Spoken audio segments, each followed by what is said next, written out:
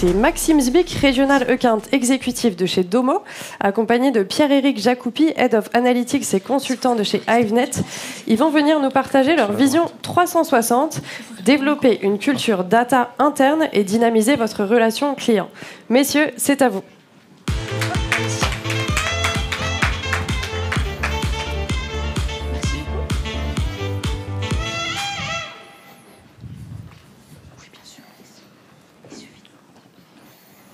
Bonjour à toutes et à tous, enchanté, Maxime de Domo. Par curiosité, qui a déjà entendu parler de Domo dans la salle? Main levée. 2 personnes, c'est bien, bonne nouvelle, j'ai encore beaucoup de travail. Domo, data platform, en 6 mots et très facilement, qu'est-ce qu'on fait?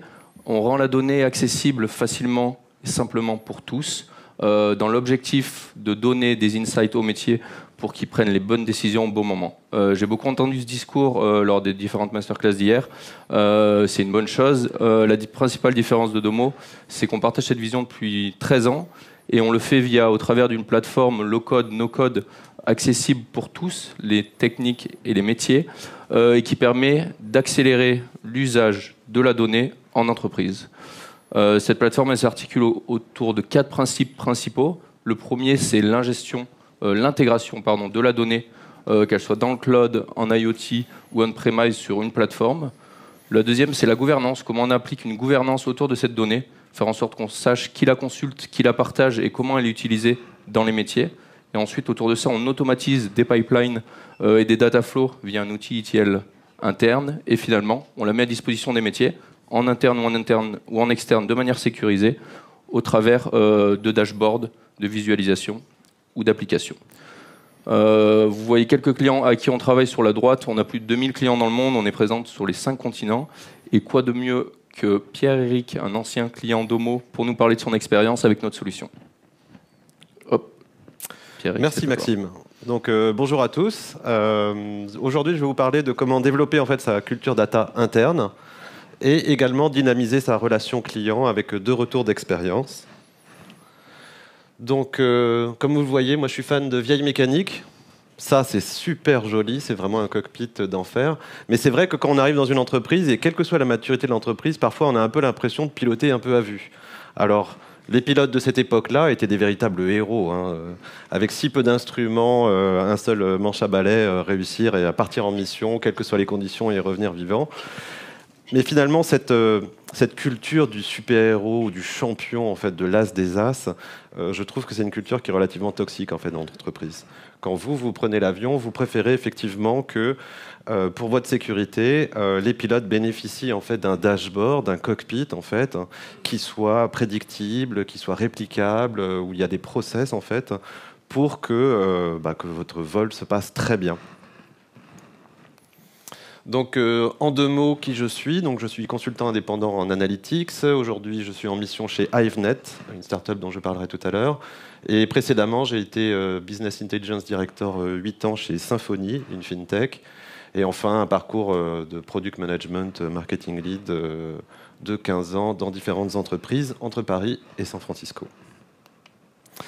Donc, je vais commencer par le cas de Symfony, une start-up devenue scale-up dans le monde de la fintech et comment développer véritablement la culture data interne et dynamiser votre relation client.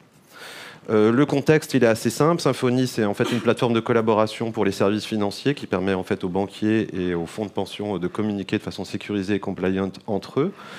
Et le challenge en fait, de Symfony était multiple. En fait. Je suis arrivé 1 an et demi après la création de l'entreprise, il n'y avait pas de data. On ne savait pas qui utilisait le produit du tout. Et c'est un produit en fait, multi-cloud où chaque client est en fait un pod, une sous-instance technique. Donc plus on a de clients, plus on a des sous-instances techniques sur différents environnements.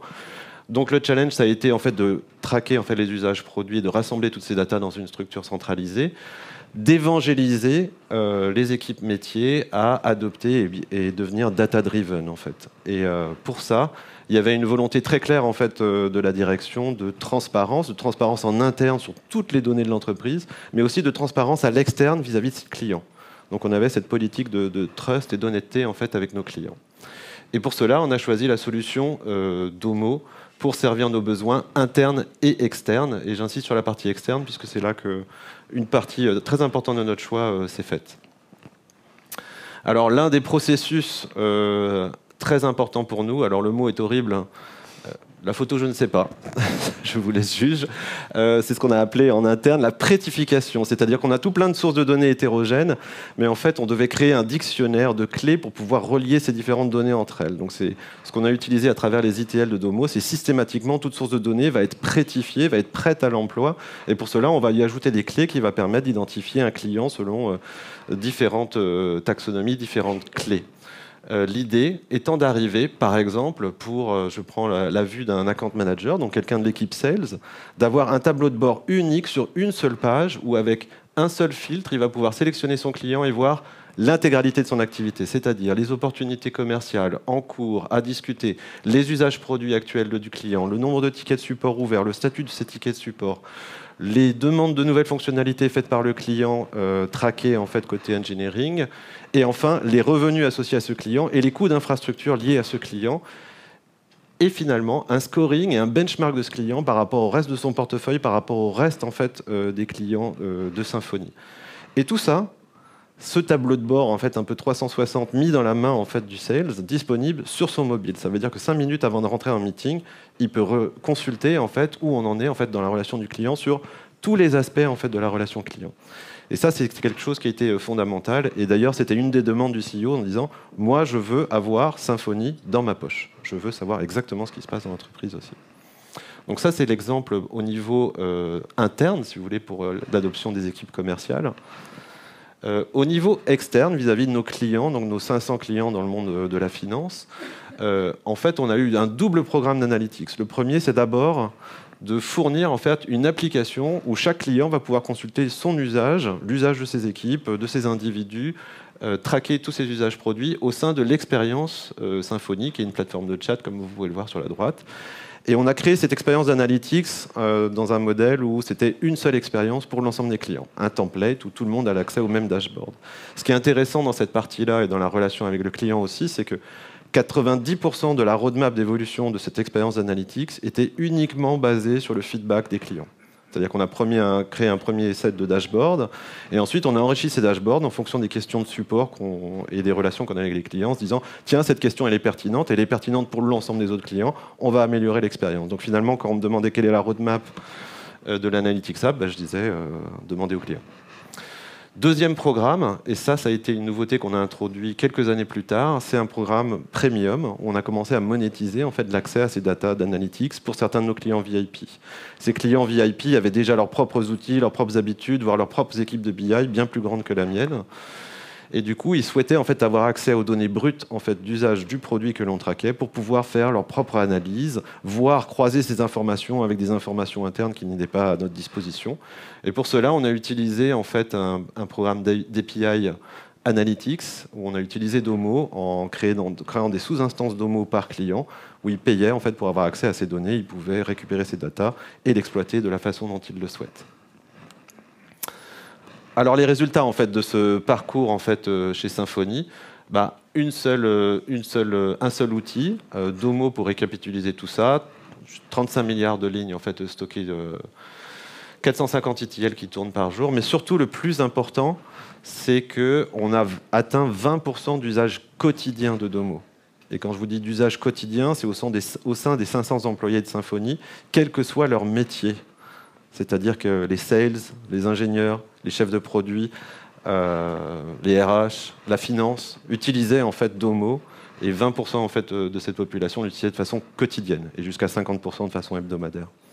Et ça, pour moi, c'est le témoin du succès en fait de cette approche en fait data et surtout de pouvoir mettre dans les mains en fait de chaque employé à la fois une expérience personnalisée de dashboard qui va être utile et pertinente par rapport à son métier, mais aussi, et ça a été un des facteurs clés pour débloquer l'adoption aussi quotidienne de l'usage de Domo, on a entraîné en fait des équipes métiers à créer leur propre dashboard, créer leur propre carte, créer leur propre transformation de données. Et pour ça, je pense que Domo est particulièrement adapté puisqu'il y a une approche qui est vraiment très basique, no code. Vous n'avez pas besoin forcément de connaître le SQL pour commencer à transformer vos datas, mais si vous connaissez le SQL, vous pouvez l'appliquer en fait dedans, même avec des basiques, donc low code. Et ensuite, vous pouvez aussi vous adresser à des populations un peu plus techniques. Mais Domo n'est pas le territoire réservé de l'équipe BI. et qui centraliserait toutes les questions. Donc pour moi, le changement d'adoption en fait clé autour des analytics, ça a été véritablement de non seulement mettre les données dans les mains des utilisateurs, mais aussi leur permettre de les manipuler et de les comprendre, tout en les guidant évidemment dans cette expérience-là. Et les bénéfices au final pour l'entreprise, tout d'abord, bien évidemment, quand on a une meilleure visibilité, on peut aligner les équipes, donc opérationnaliser les OKR. De notre côté, ça allait jusqu'à calculer en fait, le bonus de part variable en fait, de chaque employé par rapport à l'atteinte de ces OKR. Surtout, très important, éviter le syndrome de la tour de Babylone. Tout le monde utilise la même taxonomie, tout le monde sait ce que c'est un utilisateur actif, engagé, enregistré, activé, provisionné, la différence entre une licence et un utilisateur, ce genre de choses. Des gains de productivité énormes, évidemment, principalement au niveau de la réduction du temps de travail lié au reporting. La possibilité pour les équipes produits de prioriser la roadmap avec des inside data et l'intégration de nouvelles filiales. En fait, Symfony a aussi racheté 2 entreprises en fait, durant son parcours. Et c'est vrai que d'arriver déjà avec un programme cadré en fait, d'ingestion de données, de normalisation de ces données et de partage de ces données a permis très rapidement d'onboarder des filiales qui n'étaient pas forcément bien équipées ou qui n'avaient pas forcément les mêmes définitions en fait, sur des mêmes KPI. Donc tout ça, ça crée une accélération en fait, de l'intégration qui est très importante. Et enfin, au niveau de la relation commerciale, un très grand changement parce que cette politique de transparence vis-à-vis de nos clients leur a donné de la confiance. On leur partage les données que nous, on regarde tous les jours par rapport à leurs usages. Donc ça veut dire que ça a augmenté mécaniquement notre satisfaction client puisqu'on leur a apporté une expérience intéressante et qui leur permettait de comprendre comment débloquer l'adoption d'un service de chat en fait, dans une grande entreprise. Et on sait que c'est une bataille par équipe, par département, par localisation, parfois une combinaison de tout ça. Une croissance des revenus, puisqu'on a commencé à développer des nouveaux business models autour de features payées à l'usage, et évidemment traquer l'usage dans les trials en fait, pour ces entreprises, c'était important pour débloquer en fait, les conversations commerciales et les accélérer. Cette partie en fait, de nouvelles lignes de business représente jusqu'à 20% en fait, du chiffre d'affaires de Symfony en moins de 3 ans. Une croissance du réseau de contacts externes. Donc Symfony, c'est une plateforme de chat interne et externe. Elle permet de chatter au sein de l'entreprise, mais aussi avec ses contreparties en, fait, en face. Et ce réseau externe, en fait, on a créé un système à travers la data de gamification où pour chaque client, un sales était capable de dire « vous faites bien, vous avez progressé de 20%, mais en fait, vous avez 2 concurrents dans le même territoire que vous qui font mieux ». Et quand vous parlez à des gens de la finance que leurs concurrents font mieux, en général, ils réagissent très vite, parce que c'est un peu le mindset en fait, de ce secteur. Et donc, du coup, ça a créé cette dynamique en fait, de compétition autour des KPI entre nos clients pour qu'ils adoptent mieux le produit. Et enfin, le développement d'une nouvelle ligne de revenus à travers la revente en fait, de ce programme d'analytics API. Donc, deuxième cas d'usage, HiveNet. Donc ça, c'est la mission sur laquelle je travaille actuellement. HiveNet, c'est une petite start-up qui a un petit peu moins d'1 an d'expérience et qui vient d'ouvrir son produit grand public il y a une semaine.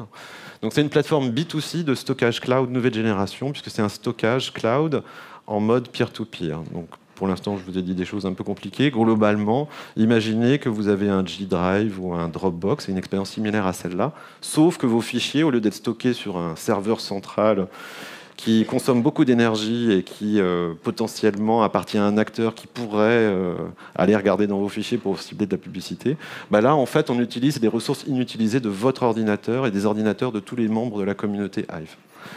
Donc ça veut dire que vos fichiers sont stockés, en fait, distribués dans l'ensemble de toutes ces portions de disques durs qui sont partagées avec les autres utilisateurs.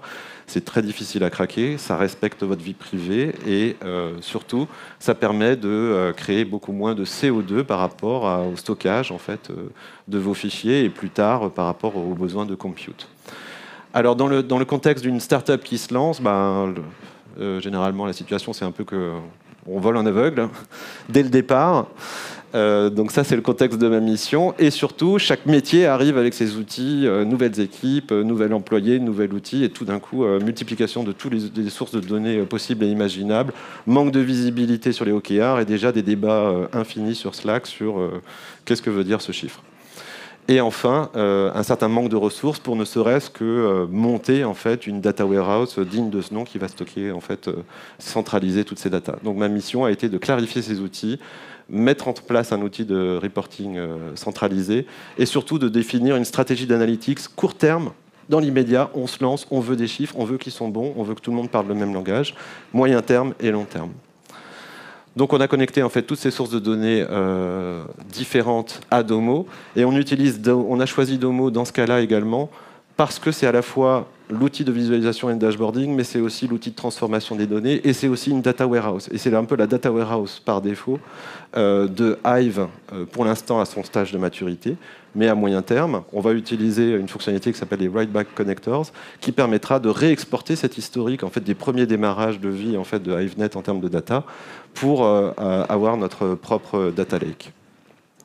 Le résultat, en 3 semaines, finalement, on a réussi à opérationnaliser des tableaux de bord, les premiers OKR, les premiers chiffres d'usage, les premiers chiffres de monitoring en fait, de la plateforme en termes d'ingénierie.